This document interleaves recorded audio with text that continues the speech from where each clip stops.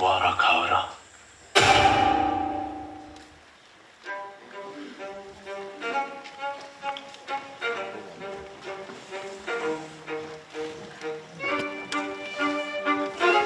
네, 여러분 안녕하세요. 박경림입니다.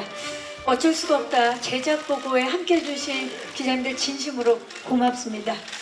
어쩔 수가 없다는 다 이루었다라고 느낄 만큼 삶이 만족스러웠던 회사원 만수가 덜컥 해고된 후 재취업을 향한 자신만의 전쟁을 준비하면서 벌어지는 이야기를 그린 작품입니다.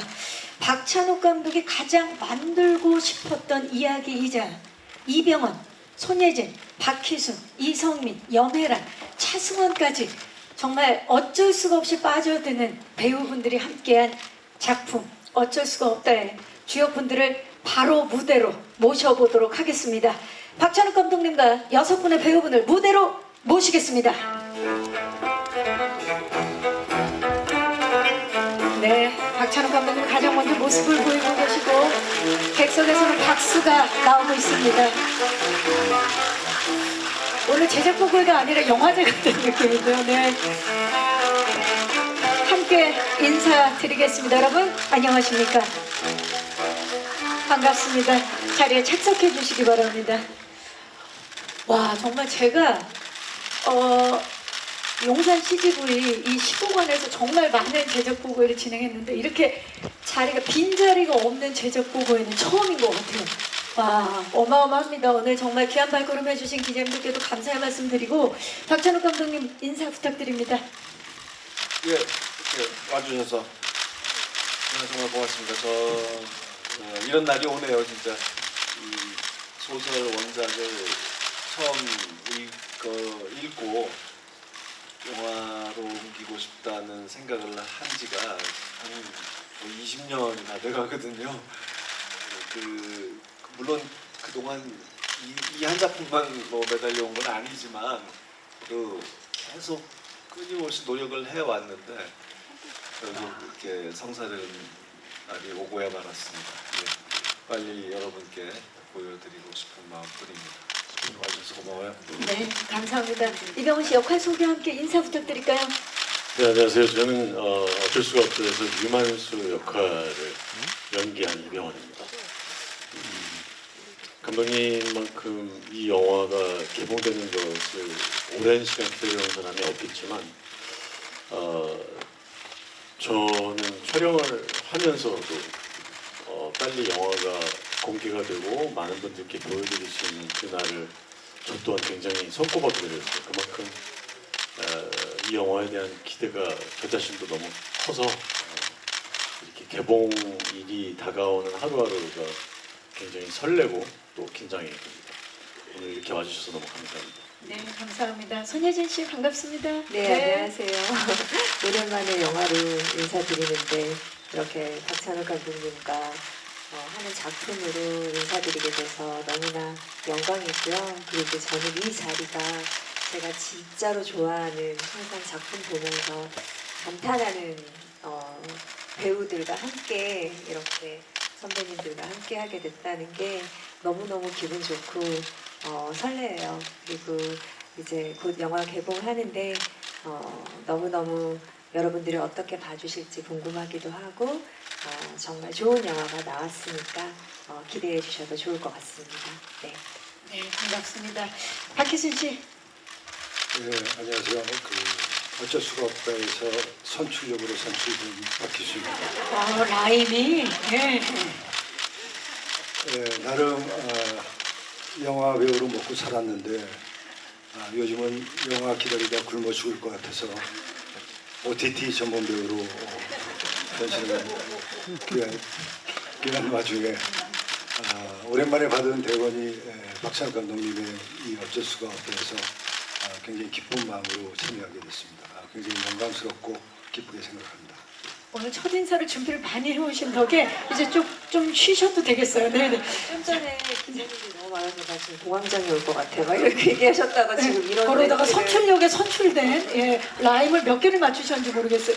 자, 이성민 씨 반갑습니다. 네, 안녕하세요. 구본모 역을 맡은 이성민입니다. 되게 이렇게 하고 끝나는데 앞에 다 길게 하셔가지고 해야 되겠는데 네, 드디어 이런 날이 저도 왔습니다. 언제나 한번 감독님과 작업을 해보나 했었는데 드디어 어쩔 수가 없다로 감독님 작품에 참여할 수 있게 되었습니다. 네, 감사합니다. 네, 감사합니다. 염혜란 씨. 안녕하세요. 저는 어쩔 수가 없다에서 고봉모 부인 아라 역을 맡은 염혜란입니다. 이 작품으로 만나 뵙게 돼서 특별히 더 기쁘고요. 네, 와주셔서 고맙습니다. 네, 고맙습니다. 차승원 씨 반갑습니다. 예, 저는 어쩔 수가 없다에서 고시쇼 역을 맡은 최승호입니다. 제가 찍었지만 남의 영화 같은 그런 느낌이에요. 왜 그런 느낌 있잖아요. 왜 뭔지 모르겠는데 이제 제가 찍었는데 이렇게 남의 영화 같고 이렇게 바라보게 되고 뭐 이런 그런 영화인 것 같아서 예, 기대가 많이 됩니다. 이렇게 와주셔서 감사합니다. 예. 그렇죠. 더 기대하게 되고 바라보게 되는 작품이다라고 표현을 해주셨어요. 감사합니다. 자, 일단 본격적인 토크에 앞서서 감독님 진심으로 축하드립니다. 친절한 금자씨 이후에 20년 만에 베니스 국제영화제 경쟁 부분 초청에 이어서 토론토 국제영화제, 뉴욕 영화제까지 정말 글로벌 영화제들의 지금 러브콜을 계속 받고 계시고 또 구국제, 부산국제영화제 개막작으로 또 선정이 됐습니다. 소감 어떠신지 좀 여쭐게요. 예, 이제 나이가 들다 보니까 뭐 했다 하면 20년 만에 뭐 이렇게 되는. 참 사실 금자 씨가 경쟁 부분에 간지 20년 된 건 맞는데 그 뒤에도 영원 씨하고 쓰리몬스터라는 그 옴니버스 영화 3명의 감독이 한 그 작품으로 또 비경쟁 부분에 간 적도 있고 또 심사위원으로 간 적도 있고 그래서 그렇게 오래됐다 오랜만에 간다는 기분은 별로 들지는 않는데 어쨌든 예 그래서 베니스 오랜만에 그러니까 한국 영화가 오래간만에 간다는 거 그게 좀 경쟁 부문으로 오랜만에 간다는 게 좀 의미 있는 일 같고 네, 부산 영화제 이제 30주년이기 때문에 개막작으로 초대를 받은 것이 특히 영광스럽습니다. 한국 영화의 부흥과 함께한 역사라서 더 소중합니다. 네, 또 이렇게 개봉 전에 낭보들이 전해져서 아주 좋습니다.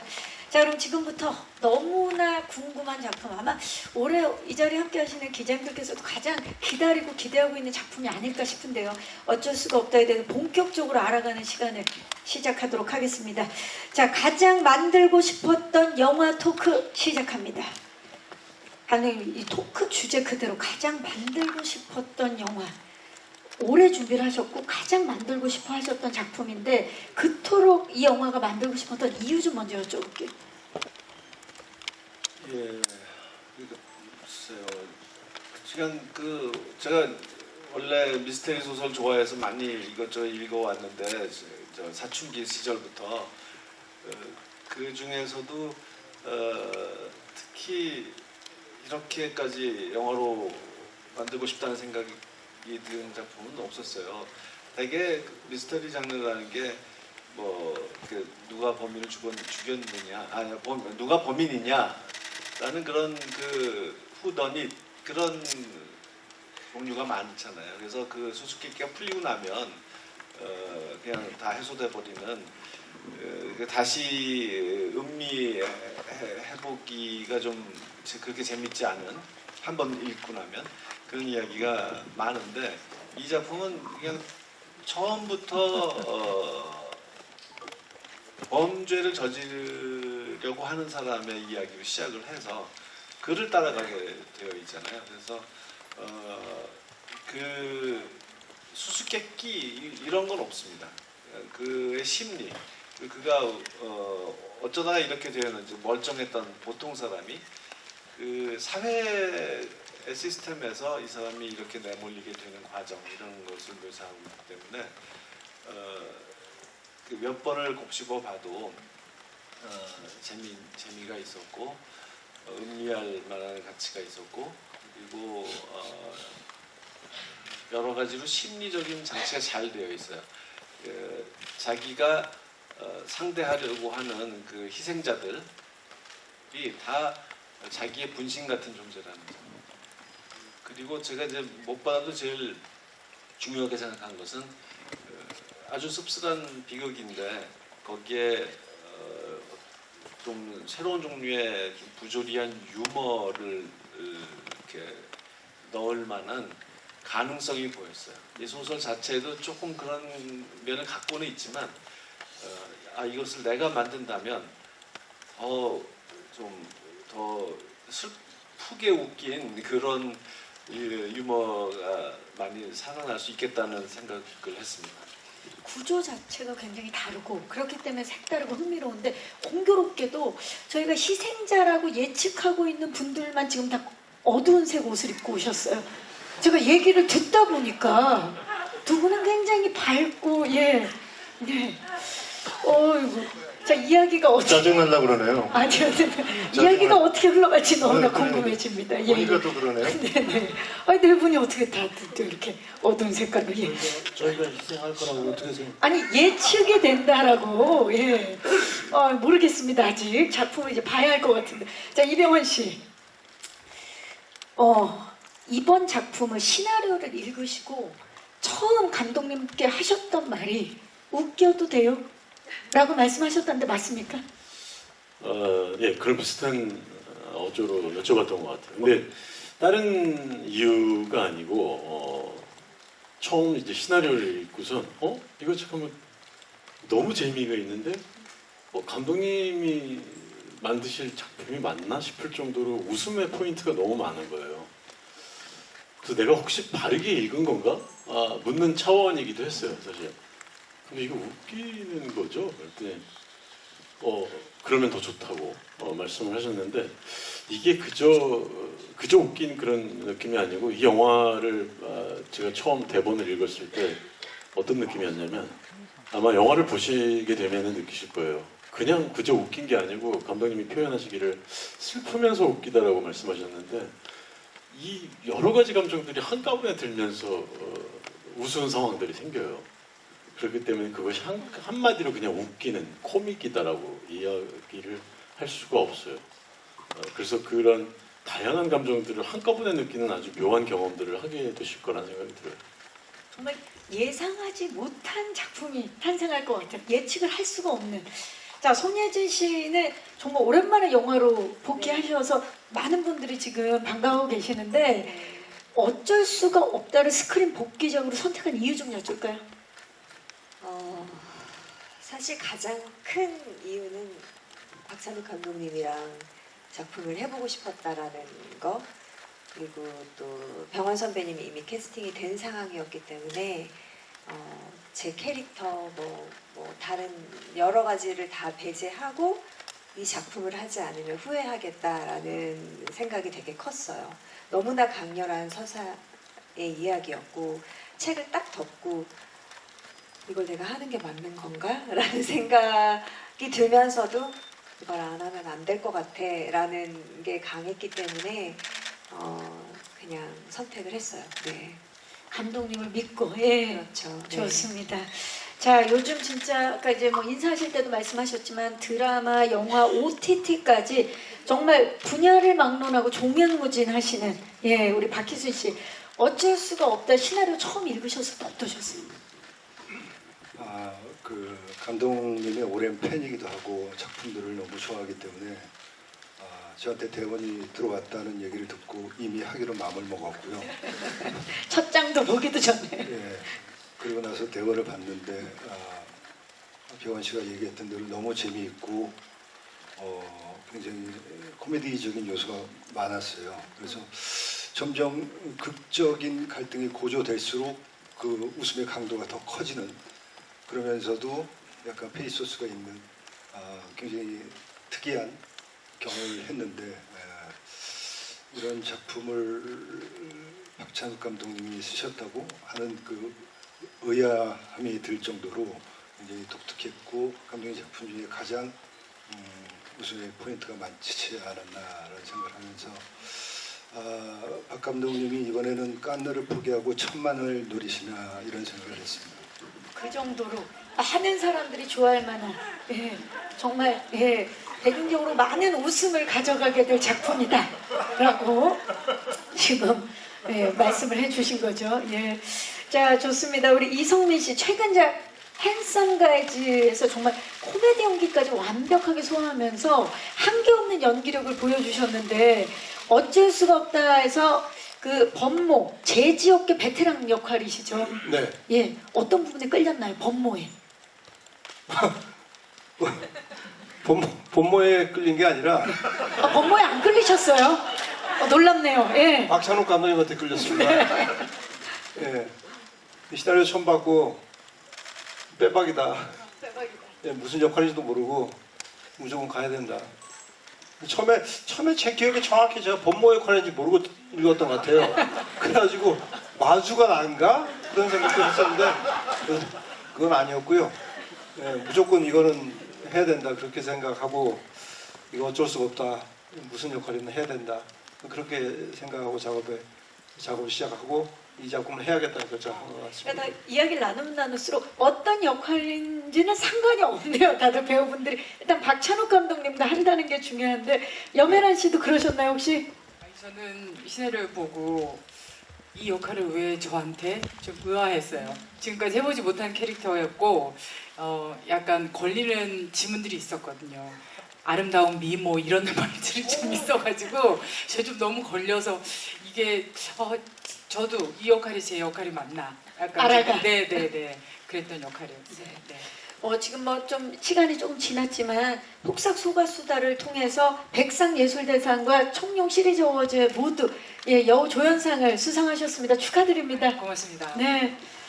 자, 이번에도 왠지 수상을 노릴 것 같은 역할인데 기대해봐도 되겠습니까? 반납해야 될 것 같습니다. 기대해 보겠습니다.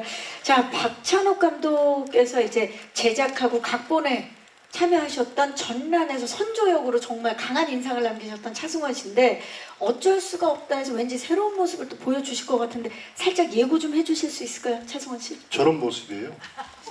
어, 예, 저런 아주 순한 땅에 순둥순둥한 발을 딱 붙인. 그 전체 영화 중에 제가 그냥 아주 일부 지점에 불과한데 그럼에도 불구하고 이제 여기 나오는 배우분들이 제가 보기엔 한 47명 정도 되는데 제가 6번째잖아요. 네. 그런데 아주 큰 의미를 제가 두고 있죠. 그래서 그래서 저는 하게 된 거예요. 예. 자, 지금 차승원 씨가 사실 그동안 되게 강렬한 역할들을 많이 하셨기 때문에 이번에 차승원 씨가 이제 땅에 발을 탁 붙인 굉장히 새로운 모습을 볼 수 있을 것 같은 느낌인데요. 아니 저런 모습조차도 이제 뭐 감독님께서 다 디렉션 해주셔서 나온 모습이니까 저도 기대가 됩니다. 네, 차승원 씨도 기대하고 저희도 기대하는 작품 어쩔 수가 없다입니다. 자, 이렇게 말씀을 들어보니까 이분들이 분한 그 캐릭터도 너무 궁금하지 않으세요? 그래서 준비를 해봤습니다. 어쩔 수가 없다 캐릭터 영상 만나보시죠. 어쩔 수가 없다. 정말 빨려 들어가게 되는 캐릭터의 향연이라고 표현을 할 수밖에 없겠네요. 캐릭터 영상만 봐도 너무나 매력적인 인물들입니다. 그래서 준비한 두 번째 토크는 바로 가장 완벽한 앙상블 토크입니다. 자, 여기 계신 배우분들께서 이 영화 어쩔 수가 없다 해서 또 어떤 변신과 매력을 보여줄지 많이들 궁금하실 텐데요. 이병헌 씨, 정말 지금 8월인데 올해만 해도 천재 바둑기사, K-팝을 위협하는 귀마, 영국의 문호 찰스 디킨스, 거기에 실직한 이제 가장으로 돌아오셨는데 정말 변화무쌍이라는 말이 딱 어울리는데요. 이번에 다 이루었다 해서 다 잃었다로 변화하는 인물 만수 표현하기 위해서 좀 쉽진 않았을 것 같아요. 어떤 점 좀 중점을 두셨나요? 말씀하신 것처럼 사실 굉장히 평범한 그런 인물들이 이 영화에 나와요. 근데 평범한 인물들인데 굉장히 극단적인 상황들을 맞이하는 그런 상황이에요. 그래서 평범한 인물이 저렇게 극단적인 상황들을 맞게 됐을 때의 그 심리적 변화나 또 어떤 그에 따른 행동의 변화 이런 것들이 과연 관객들에게 얼마나 이입하는데 방해가 되지 않고 설득력 있고 개연성 있게 다가갈지에 대해서 좀 많이 고민하며 우리가 작업을 했던 것 같아요. 그런 것들이 없이 그저 상황에만 순간순간 맡기게 되면 관객들이 감정이입을 하고서 계속 드라마를 따라 보다가 어느 순간 빠져나오는 것이 사실은 저희들이 가장 경계하는 그리고 그러면 안 되는 그런 부분이거든요. 그렇기 때문에 극단적인 상황들을 더 설득력 있게 표현하려고 늘 애쓰면서 작업을 했던 것 같아요. 사실 이제 많은 관객분들이 이병헌이 개연성이다라는 얘기들을 많이 하는데 또 이런 고민을 끊임없이 하시는군요. 자, 사실 박찬욱 감독님의 작품들 보면 그 속에 여성 캐릭터들이 그동안 많은 사랑을 받아왔었거든요. 그래서 손예진 씨가 연기한 미리도 너무나 궁금해들 하고 계시는데 어떤 인물인지 어떤 부분 신경 쓰셨는지 말씀 좀 부탁드릴게요. 그 미리는 이제 가족의 엄마죠. 그 만수의 아내이고 또 아이들이 엄마이고. 그래서 사실 제가 이제 아이를 낳고 첫 하는 작품이어서 그것이 도움이 됐다면 도움이 되지 않았을까라는 생각이 들어요. 그게 아이를 낳기 전에도 저는 뭐 아주 많은 아이 엄마 역할도 해보고 이혼녀 역할도 해보고 모든 것들을 해봤는데 그게 다르구나. 실제로 경험한 것은 어떤 것과도 비교될 수 없구나라는 생각을 느낄 정도로 아이랑 있는 나의 모습이 물론 조금 큰 아이들이긴 했지만 되게 자연스러웠어요, 저는. 그리고 엄마의 그 모성이 또 중요한 부분을 차지하기도 하거든요. 그래서 가족을 책임지고 싶어하고 이렇게 뭔가 따뜻한 엄마 역할을 해주고 싶은 그런 긍정적인 엄마의 모습이에요. 그래서 그 부분에 있어서는 조금 몰입하기가 쉬웠던 것 같아요. 네. 이제 저절로 저 얘기하고 있는데 다른 얘기 하시는 거예요. 아니 그 부분에 있어서 맞다라고 지금 말씀을 하고 계시는 뭐라고 것 같아요. 하셨어요? 아니, 제가 촬영장에서 본 모습은 좀 다른 모습이었거든요. 어떤 모습이었나요? 그래서 그 저희 아이들이 시원이, 리원이 이렇게 둘이 있어요. 네. 근데 그 리원이로 나오는 그 꼬마 여자아이가 저희가 차 안에서 촬영을 하거나 뭐 집에서 촬영을 하거나 계속 저희 둘에게 무슨 질문을 하는데 궁금한 게 많을 나이죠. 예. 저는 계속 그 질문에 대답을 해주다가 슛 들어가는 상황에서 이게 어떤 감정이었지 그리고 약간 정신을 못 차리는 상황이 되는데 한 번도 대답을 안 해요. 그래서 그것이 몇 번 반복되다가 예주 씨, 물어보면 질문을 하는데 답을 좀 해주라고 이렇게. 아니 그거는 선배님이 맡아서 하세요. 나는 감정 몰입을 해야 된다고 그러면 대답을 못해요. 그런 모습을 보다가 이렇게 말씀하시는 거니까. 근데 그게 그리고 마음은 그러셨구나 그냥 그런 생각이 들어요. 마음은 그때 되게 아이들을 안고 있었구나. 아니 우리가 우스갯소리도 거기 아이 딸로 나온 아이가 너무 호기심도 많고 이제 계속 저희한테 뭘 물어봐요. 근데 그게 이제 리허설 할 때도 그렇고 슛 들어가기 직전까지 이제 질문을 물어봐요. 근데 이제 저는 그때 대사도 좀 있었고 좀 감정적으로 약간 이렇게 대사 이런 것들이 이제 감독님이 디테일한 어떤 그 디렉팅을 저는 해야 됐기 때문에 선생님은 별로 대사가 없었잖아요. 그래가지고 계속 물어보는데 나는 이거를 지금 머릿속에 대사했는데 계속 옆에서 아니 근데 저는 지금 이야기를 들으면서 진짜 찐 부부의 모습을 보는 것 같은 게 보통 아이가 질문을 많이 하면 저도 누군가는 누군가가 대답을 회장이 해줘야 대답해주게 되잖아. 놔두고 계속 머릿속으로 다른 생각을 하거든요. 저는 이제 운전대를 예. 잡고 있었고 선배님 아이 또 바로 옆에 아버님께서 대답 담당이셨군요. 네, 두 분에게 4주간의 시간을 제가 드리고 싶다는 생각이 들면서 지금 우리 또 이병헌 씨와 손예진 씨가 놀랍게도 이런 호흡을 보여주시는데 이번 작품을 통해서 첫 호흡이라면서요? 맞아요. 네, 정말 신기하게 이야. 한 번도 못 뵀었어요. 어떠셨어요? 처음 호흡. 아쉬울 정도로, 그러니까 저희가 나오는 분량에서 호흡하는 게 너무 잘 맞아서 아쉬울 정도로 이제 빨리 끝난 느낌이었어요. 저만 그랬나요?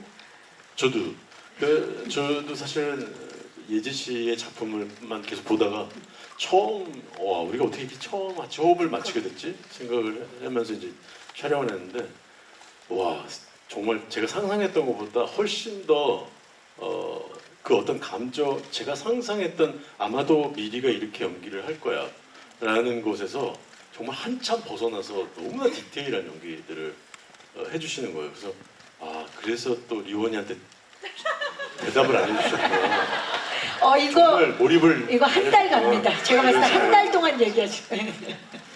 자, 리언이와의 또 다른 둘만의 시간을 꼭 가지시길 바라면서 자, 지금 어쩔 수가 없다에 만수와 미리 부부 너무 매력적이잖아요. 이 부부만큼 또 궁금한 부부가 등장을 하죠. 이성민 씨와 염혜란 씨가 또 부부로 만나셨는데 범모와 아라 범모 두 분에게 단도직입적으로 여쭐게요.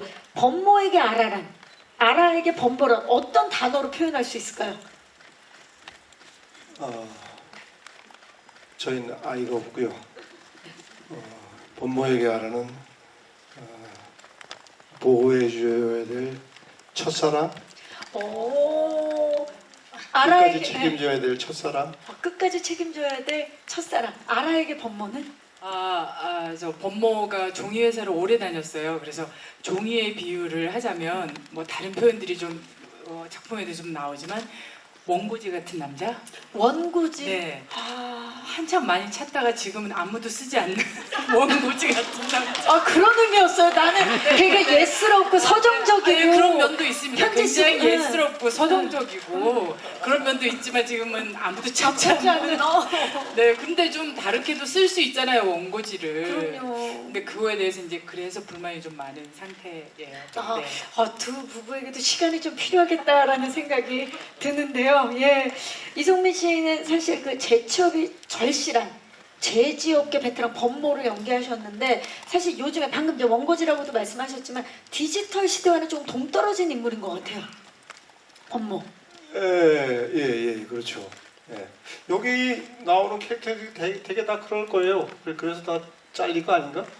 그런 생각이 드는데 범모는 유독 약간 그런 성향이 좀 강한 캐릭터이죠. 굉장히 그 예스럽고 정서적인 그런 인물을 또 이성민 씨가 또 어떻게 표현해 주셨을지 궁금합니다. 그 염혜란 씨가 현장에서 아이디어를 정말 많이 내셨다고 들었어요. 그게 실제로도 반영된 것들이 있을까요?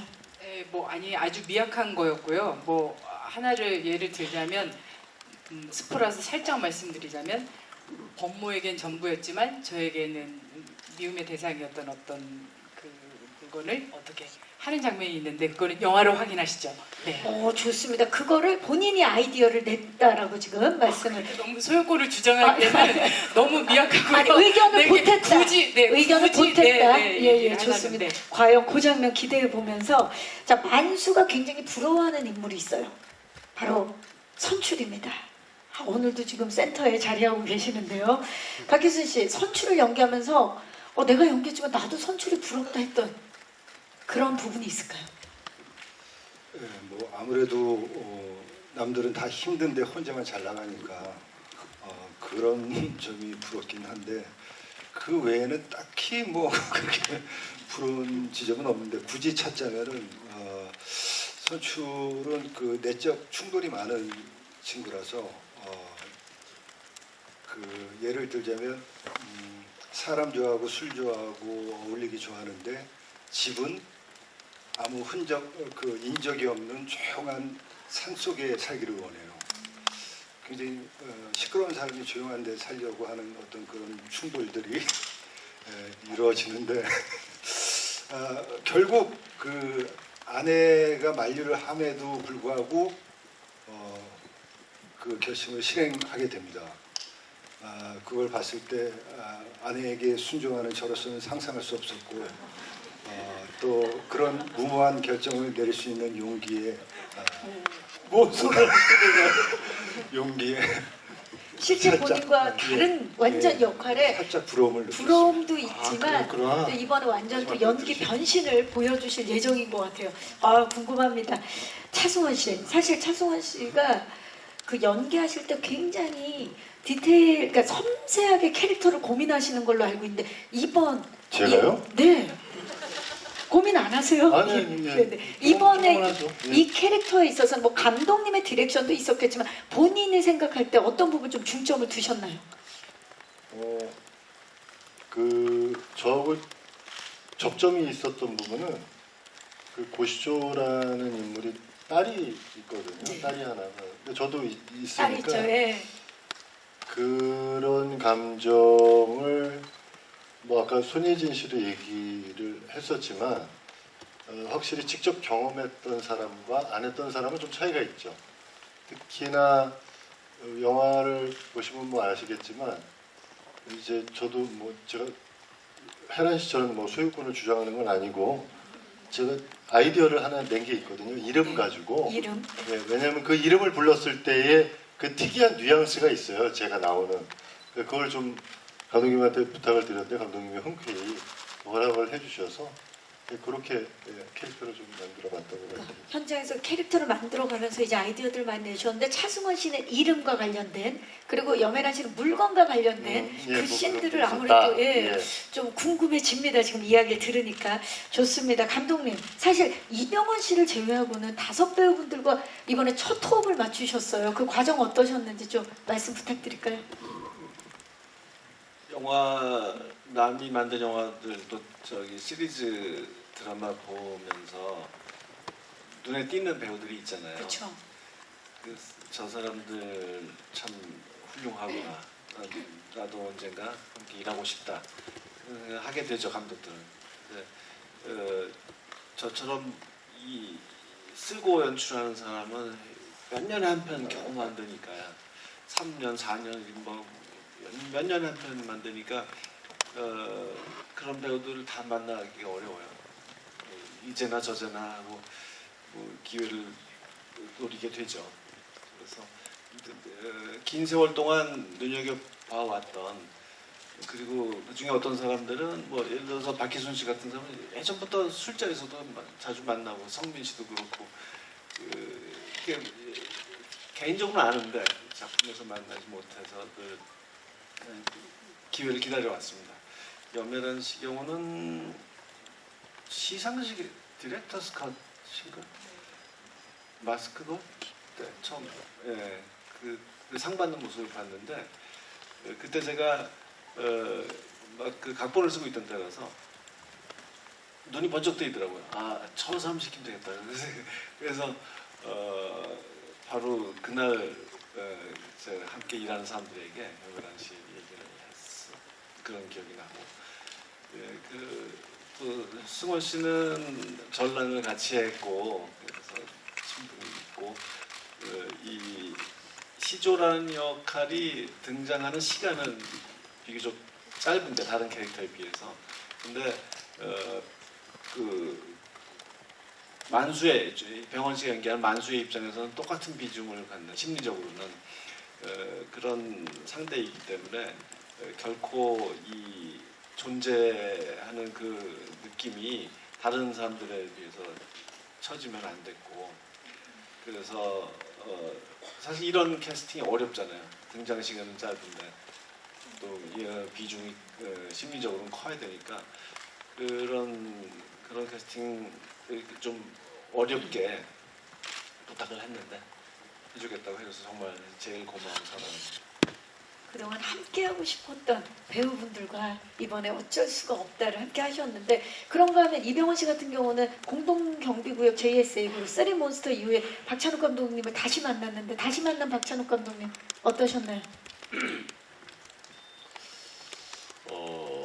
어릴 적에는 사실 그냥 내 거 하느라고 거기 그것만으로도 너무 벅차고 힘들고 그래서 감독님의 뭐 어떤 다른 감독님들과 차별화되는 어떤 점들을 딱히 뭐라고 얘기할 수는 없었는데 이제 정말 오랜만에 20몇 년 만에 감독님을 만나서 작업을 했는데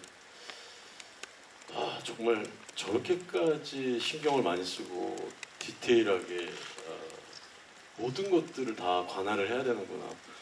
저도 막 최근 몇 년 동안 감독님이 제일 많이 저한테 이제 또 그런 말씀을 하셨지만 언제 한번 영화 연출 한번 해볼 생각 없냐고 주변에서 뭐 여러 감독님들이 그런 이제 제안을 하시는데 저는 그렇게 해볼 생각을 전혀 해보지도 못했고 뭐 연기하는 것이 더 좋고 그리고 그랬는데 이번에 감독님과의 그 작업을 통해서 더 나는 못하겠구나라는 생각이 들었어요. 이게 정말 이렇게까지 거장이 되려면 이렇게 해야 되는구나라는 모습을 직접 옆에서 지켜보면서 나는 진짜 못할 일이구나라는 생각이 좀 더 뚜렷해진 그런 계기가 됐어요. 두 분 앞으로도 계속 감독과 배우로 만나기를 응원하면서 자 이야기를 들을수록 이분들이 얼마나 현장에서 치열하게 시너지를 완성했을지 예상이 되는데요. 그래서 그 현장 어떤지 저희가 준비를 해봤습니다. 어쩔 수가 없다 제작 비하인드 영상 만나보시죠. 보실 수 있을 거라고 자부합니다. 정말 어쩔 수가 없네요. 극장으로 가야겠네요. 예, 이 제작 영상을 보니까 어마어마합니다. 정말. 자, 지금 보신 그 현장의 뜨거운 열기를 그대로 가지고 가장 디테일한 프로덕션 토크 마지막으로 진행하도록 하겠습니다. 감독님, 지금 이 작품을 이제 보니까 지금까지 사실 매 작품 정말 아름다운 미장센과 음악들을 보여주셨는데 이번 영화에서는 집이라는 공간이 굉장히 특별한 공간으로 등장을 하는 것 같아요. 어떤 부분이 이제 관객들이 좀 주의 깊게 봤으면 하는 포인트일까요? 만수에게 있어서는 자기가 태어난 집이고 그런데 아버지가 일찍 그 사업이 실패하고 돌아가셨기 때문에 일찌감치 이 집을 떠나서 좀 뭐 평균 10달마다 이사를 가야 했던 불우한 시절을 보내고 자수성가한 인물이란 말이에요. 그래서 돈이 좀 모이자마자 집을 산 거예요. 그래서 이 부부가 함께 집을 싹 고쳐서 폐허에 가까웠던 집을 깨끗하게 고쳐서 그렇게 살고 이제 손수 뭐 온실도 꾸미고 그네도 달고 아이를 위해서 그렇게 좀 보금자리로 꾸민. 그래서 실직을 해서 이제 퇴직금도 까먹고 취업은 안 되고 이런 상황에서 역시 이제 집을 팔아야 하는가라는 현실적인 문제에 봉착했을 때 만수가 이제 그것만은 견딜 수가 없는 것이죠. 그렇기 때문에 여기 오늘 모신 배우들 다음으로 중요한 하나의 캐릭터 같은 곳이 그런 캐릭터와도 같다라고 생각을 하면서 집을 만들었습니다. 그래서 미술관도 아까 보셨지만 유성 미술관도과 함께 정말 많은 집들을 보러 다녔어요. 그 중에 하나를 아산에서 하나를 선택을 했는데 저희가 찾아낸 집 그대로가 아닙니다. 그럼 우리가 많이 거기다 덧붙이고 바꾸고 실내는 다 완전히 새로 해서 이제 스튜디오 안에서 구현해서 찍었고요. 이 집과 그리고 그 정원 아까 조경하신 분도 나왔지만 뒷마당과 또 앞마당의 차이 거기 심겨진 나무들과 꽃이 하나하나 다 신중하게 선택됐고 아까 미술감독이 말하는 것은 이제 불란서 양식이라고 말하는 게 뭐냐면요. 우리나라에만 있는 말이에요.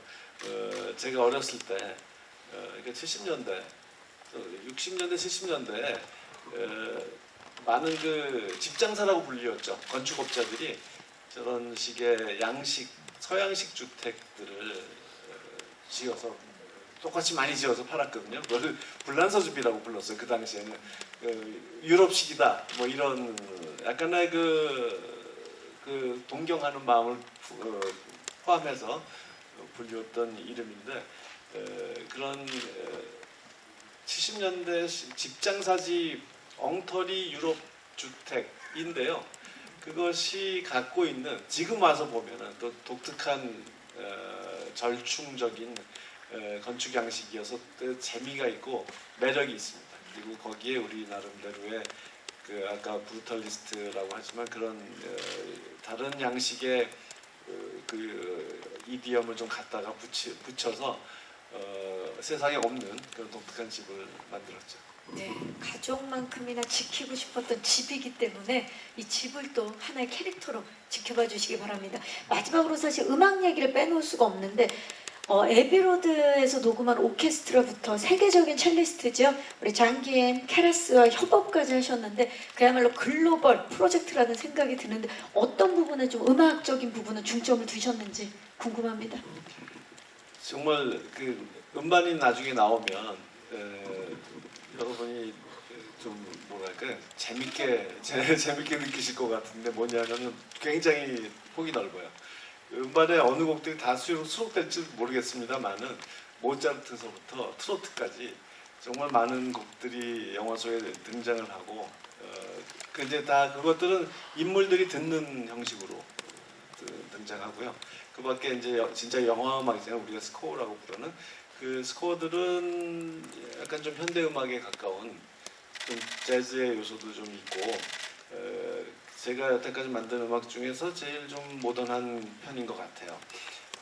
그래서 그 컨템포러리 오케스트라 런던의 컨템포러리 오케스트라하고 녹음을 했는데 영화 제작비를 정말 쥐어짜서 막 아끼고 아껴서 출연료도 막 깎고 막 그래가지고 그래서 런던에서 녹음을 하는 비용을 겨우겨우 마련을 했어요. 그래서 제가 여기저기서 많이 녹음을 해봤지만 최상의 그 음질, 연주자들의 그 실력도 그렇고 그건 정말 최상에 도달했던 것 같습니다. 예. 음악도 또 하나의 캐릭터네요. 보통 연기를 보러 또 연출력을 보러 이제 극장에 가는데 음악을 들으러도 가야 될 것 같은 어쩔 수가 없다입니다. 자, 이제 마이크를 오늘 와주신 기자님들께 넘겨보도록 하겠습니다. 지금 무대 위에서도 많은 이야기를 함께 했는데요.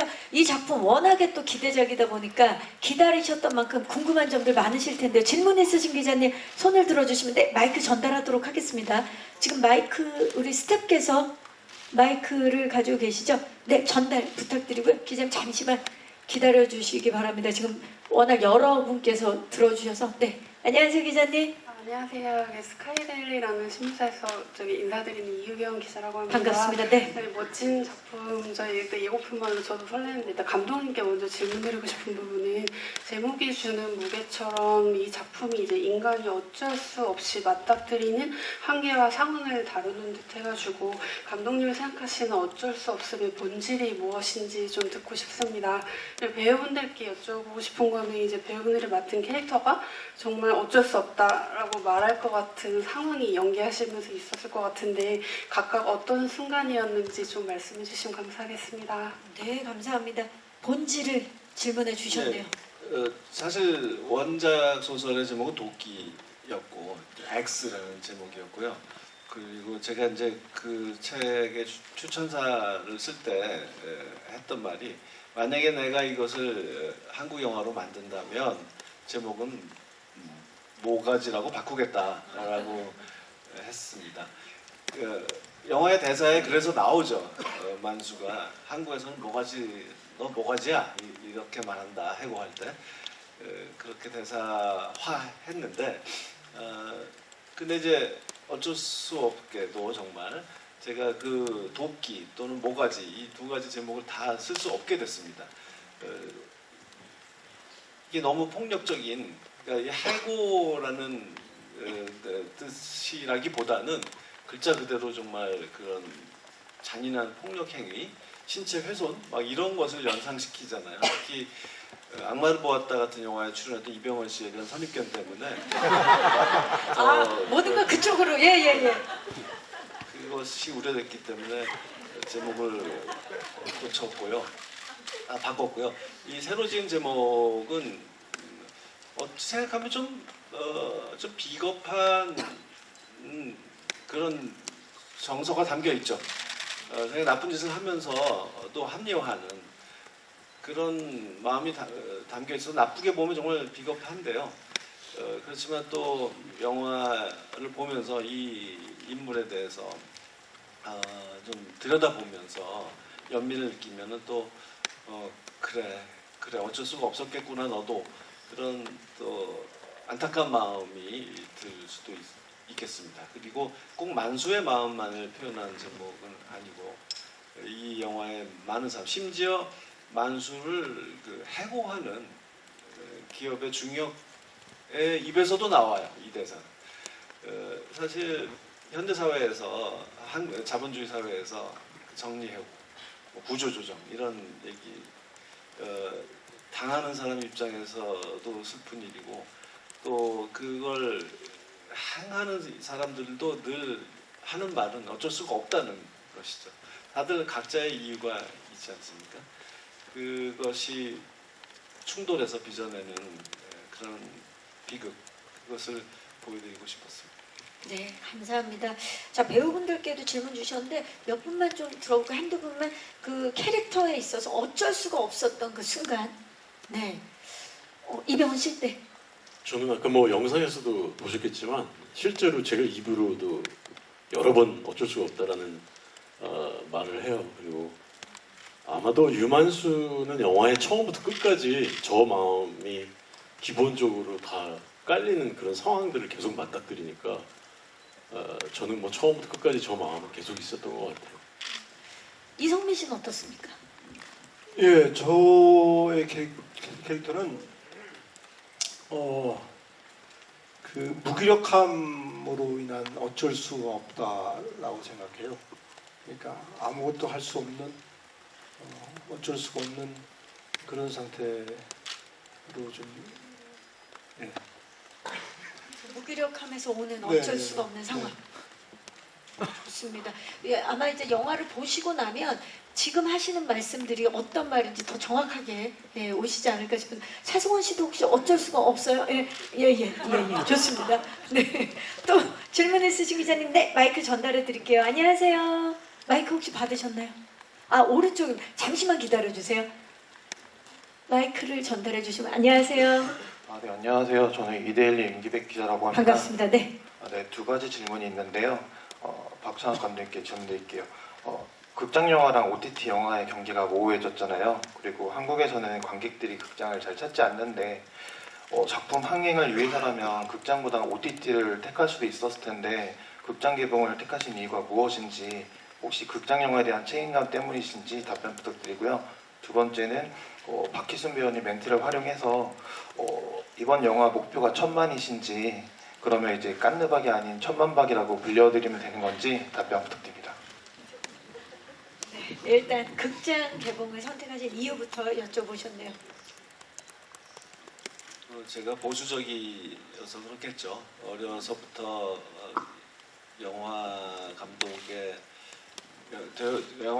되고 싶다, 영화를 만들고 싶다라고 했을 때 그 기준은 항상 영화관이었기 때문에 그것이 그냥 기본값이고, 영화를 이제 촬영할 때서부터 또 특히 후반 작업에서는 더 그런데 작은 소리, 정말 무심코 지나갈 법한 밤에 우는 새 소리, 또 색깔도 그래요. 정말 화면 구석에 조그맣게 보이는 어떤 부분에도 시간을 들여서 매만지는 그런 공들인 작업들이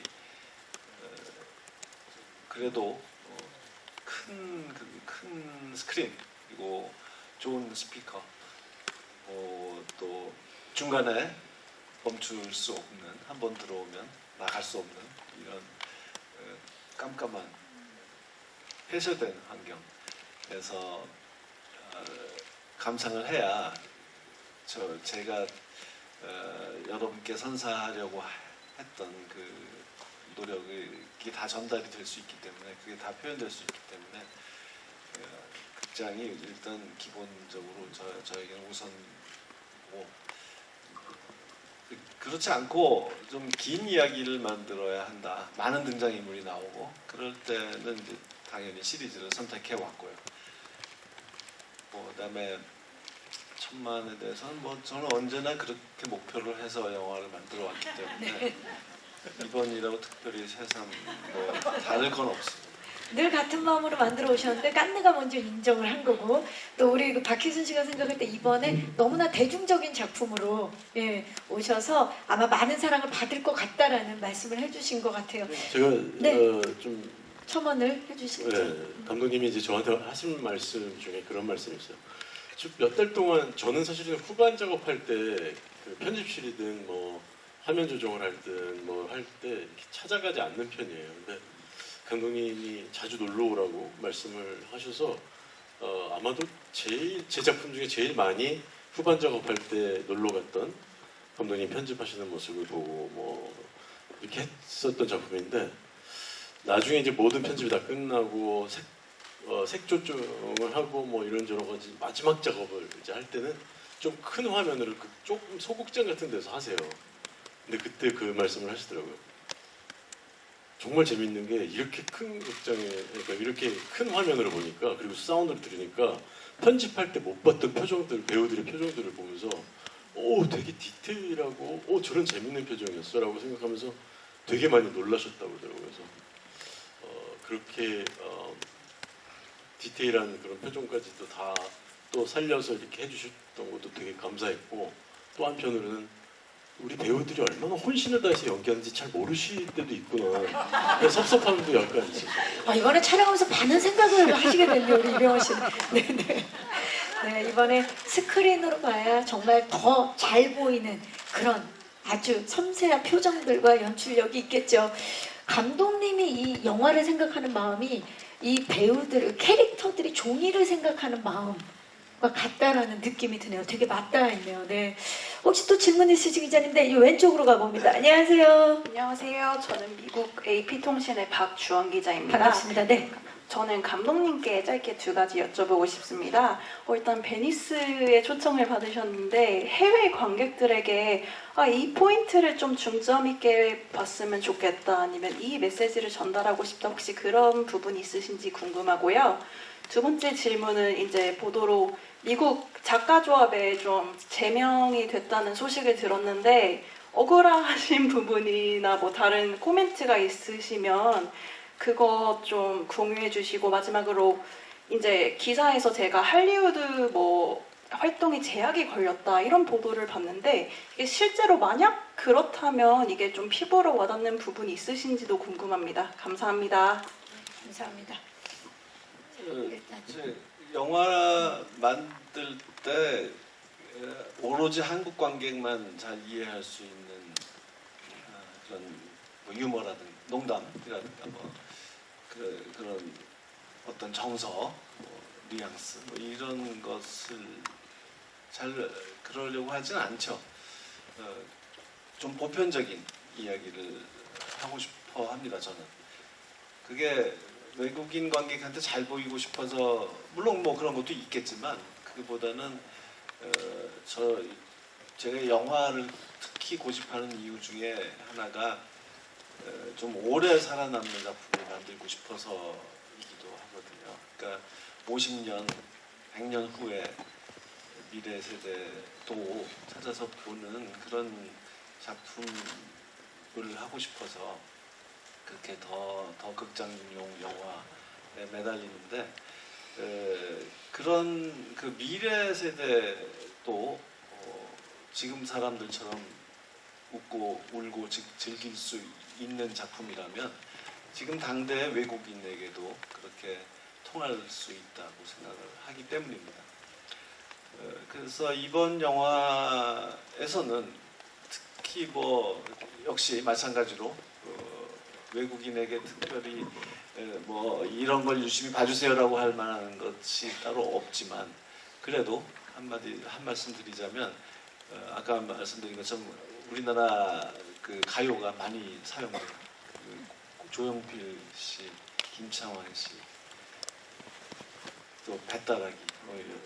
요즘 젊은이들은 잘 모르시겠지만 들으면 참 노래가 재밌고 아름답구나라고 느끼시리라고 확신하는데요. 이런 한국의 훌륭한 가요들을 외국인들이 들으면 더 재밌어 하지 않을까 생각합니다. 그리고 작가 조합, 예, 그거는 특별히 더 드릴 말씀은 없어요. 요즘에 보도가 많이 되었고 저희 입장이 이제 많이 알려졌고 그렇기 때문에 덧붙인 말씀이 따로 없네요. 다 뭐 드리고 싶지만 덧붙일 게 없고 그냥 저의 그 활동, 작가로서의 활동에는 아무런 제약이나 뭐 제한은 없습니다. 네, 감사합니다. 시간 관계상 마지막 질문 있으신 기자님 손을 들어주시면 마이크 전달하도록 하겠습니다. 계십니까? 지금 뭐 다양한 질문이 이미 나왔는데 네, 마이크 전달 부탁드립니다. 중앙에 살짝 왼쪽이죠? 네. 네, 안녕하세요 기자님. 네, 안녕하세요. 저 헤럴드팝 이미지 기자인데요. 반갑습니다. 네. 저는 손예진 배우님께 질문 드리고 싶은데 또 워낙 이제 오랜만에 이제 스크린 복귀하셔서 기대하시는 관객들이 많은데 그 심경도 좀 듣고 싶고 그리고 이제 워낙 다양한 영화에서도 매력적인 모습 많이 보여주셨잖아요. 이번에는 스포가 안 되는 선에서 좀 어떤 모습 만나볼 수 있는지 궁금합니다. 오랜만에 또 개봉 관객들을 네. 만나는 소감부터. 네. 사실 저는 이번에 약간 신인의 마음이었던 것 같아요. 일단은 감독님과의 작업이 너무 궁금했고 이 선배님이 어떻게 연기할지 실제로 너무 보고 싶은 마음이 있었어요. 이병헌 선배님이 현장에서 어떤 식으로 연기를 할까 너무 궁금했었어요. 그래서 사실 이번에 제가 밀이라는 역할로 막 어떤 모습을 보여줘야겠다라는 것은 사실 조금 크지 않았던 것 같아요. 그러니까 워낙 이 만수가 가지고 있는 캐릭터의 그 폭도 너무 넓었고 차지하는 것들이 너무 커서 저는 사실 굉장히 미미하게 이제 약간 개미 수준으로 이렇게 조금 나와요. 그래서 다들 지금 당황하는데. 아니, 그래서 그냥 그것만으로도 저한테 너무 큰 도움이 됐었고 너무 재밌었고 그래서 이번 작품 하면서 저는 약간 저의 조금이라도 새로운 가능성을 관객분들이 봐주시면 그걸로 저는 큰 만족이다라는 생각을 하고 있고요. 저는 너무 행복하게 촬영했습니다. 거짓말입니다. 네, 지금 많은 분들이 거짓말이라고 생각해요. 차승원 씨는 영화를 아직 안 봤기 때문에 저렇게 그냥 이렇게 조그만 역할 했습니다라고 말할 수 있는데요. 예진 씨는 영화를 보고도 저렇게 말한다면 정확 거짓말이죠. 정말 역할이 저는 이제 아주 만수 선배님의 이 아주 큰 에너지에 비해서 이제 개미 정도다라는 얘기를 하죠. 영화 후반부에 가면 완전히 지배하는 캐릭터고 아이고, 손예진 저는 씨. 저 클래식이라는 영화를 볼 때부터 팬이었거든요. 그때 정말 사랑스러운 인물이었는데 이번에는 좀 점점 약간 더 단호하고 엄격하고 좀 무서워까지 한 그런 아주 굉장히 성숙한 인물입니다. 하지만 마음만은 정말 신인의 마음으로 현장에 가셨을 것 같고 이번에 미리가 댄스가 취미인 걸로 알고 있는데 또 미리 댄스 연습까지 하셨던 걸로 알고 있는데 댄스 연습을 진짜 많이 해가지고 좀 많이 보였으면 좋겠는데 감독님이 거의 안 보여주시더라고요. 그래서 감독님이 더 충격적인 말은 연습을 되게 많이 했다고 해서 잘할 줄 알았는데 정말 충격의 연속입니다. 촬영하는데 속으로 와 어떻게 저렇게 얘기하지? 나 진짜 저 정도 나오는데 나 한 달, 두 달을 연습을 세 달? 거의 가까이 정말 연습 많이 했거든요. 그거 저희가 공약으로 근데 우리 또 감독님이 되게 열심히 했다고 그래서 한번 봤는데 그 정도 아닌데 이렇게 얘기를 대놓고 하시는 거예요. 그래서 되게 충격적이었어요. 정말 그 정도가 아니었나요, 감독님? 다 잘렸어요. 네, 감독님 말을 아끼고 계십니다. 자, 이게 모든 것을 표현하는 것 같고요. 저희가 또 손예진 씨의 2달 연습한 춤은 나중에 공약으로 따로 SNS를 통해서 만나보도록 하겠습니다. 좋은 질문 주신 기자님들 진심으로 감사의 말씀드리고요. 아마 오늘 더 많은 질문이 있으셨겠지만 나중에 언론배급 시사회 이후에 또 질문 많이 해주시기 부탁드리면서 아쉽지만 이제 끝인사를 부탁드려야 될 것 같습니다. 우리 차승원 씨부터 마지막 인사 부탁드릴까요? 날이 계속 안 풀리네요. 할 때가 건강 조심하시고 이렇게 와주셔서 너무 감사드립니다. 영화 개봉할 때 좋은 말씀 많이 해주시길 바라겠습니다. 감사합니다. 감사합니다. 여면한 씨. 네, 보면 볼수록 얼마나 공들인 작품인지 또 자부심이 느껴집니다. 네, 꼭 많은 관심 부탁드리고 와주셔서 정말 고맙습니다. 감사합니다. 이성민 씨. 예, 저희는 어쩔 수가 없다 제작 보고회장이 있습니다. 폭로 전장이 아니라 서로. 저는 영화를 봤습니다만은 감독이 영화를 볼 때마다 늘 그렇지만 영화를 보는 게 아니라 감상하는 게 이런 거구나라는 생각을 했습니다. 어디 유럽의 유명한 미술관을 가서 굳이 몇 시간씩 줄 서서 영화를 그림을 보듯이 저희 영화 역시 그런 많은 분들이 찾아주셔서 줄 서서 영화를 감상할 수 있는 아주 좋은 영화를 훌륭한 명화를 감상할 수 있는 기회가 되기를 간절히 바랍니다. 저희 영화 많은 사랑과 관심 부탁드리겠습니다.